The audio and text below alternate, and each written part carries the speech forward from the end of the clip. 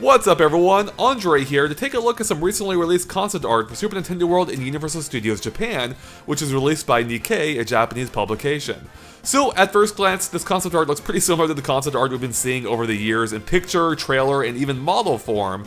But it does offer what might be our most complete look at the land yet, offering a few new details that we hadn't seen before, and a few others in a little bit better detail.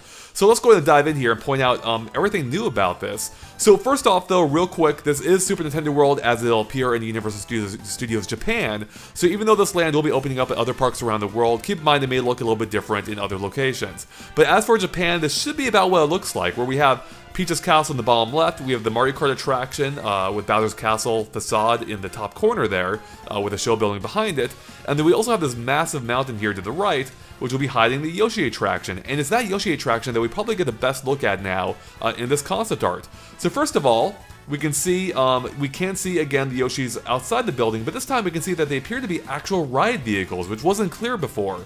So we can see that these are some rather big Yoshis, and you'll actually be riding inside them as you go through the attraction. So even though this doesn't look like a ride track here, it actually is. You actually will be riding in these Yoshis along a track that takes you in and out of the building. And speaking of which, we can actually see barely inside the building. We can see that the Yoshis will exit out here, they'll follow the path around here, and then loop back in to the entrance or back into the building on this side. So that's a neat detail that wasn't entirely clear before. Before it looked like the Yoshis were just more decoration, but no, it seems like you will actually be riding in these Yoshis as they travel along the path in and out of the building. So that is super cool.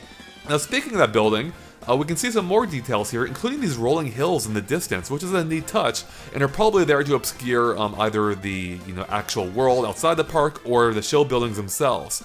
It's something we've seen in other lands before as well, such as like Toontown and Disneyland, where they had very similar rolling hills that hid the Disney Studios offices, I believe, or some offices for the park. We can see a similar effect over here with more rolling hills. So it's neat in that, it serves a function, but also will add further depth to this land.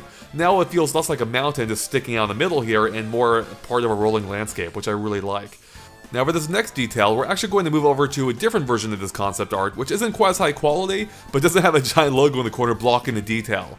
And that's a fact. If you look in the bottom right corner here, we can see some binoculars that appear to be the same type found in games like, I believe, 3D Land and Super Mario Odyssey, or similar to those. And apparently what these are going to do is, according to Alicia Stella on Twitter, who's a theme park insider, these are apparently going to be AR goggles, at least going by the rumors, which means they're going to augment the view with characters appearing into the landscape, which would be a super neat detail. So if you use those binoculars and look at the mountain, for instance, you're probably going to see characters jumping around on that mountain, even beyond what we can, even beyond whatever static figures might already be there.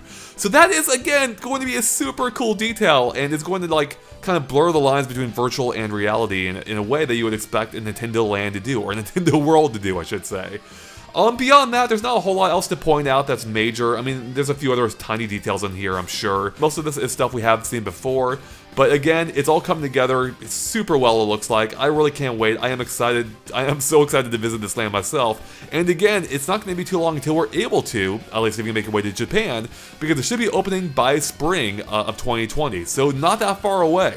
And with that, guys, that's everything we have for you. So thanks for watching, and of course, stay tuned to GameXplain for lots more on Super Nintendo World and everything else Nintendo as well. We'll catch you later.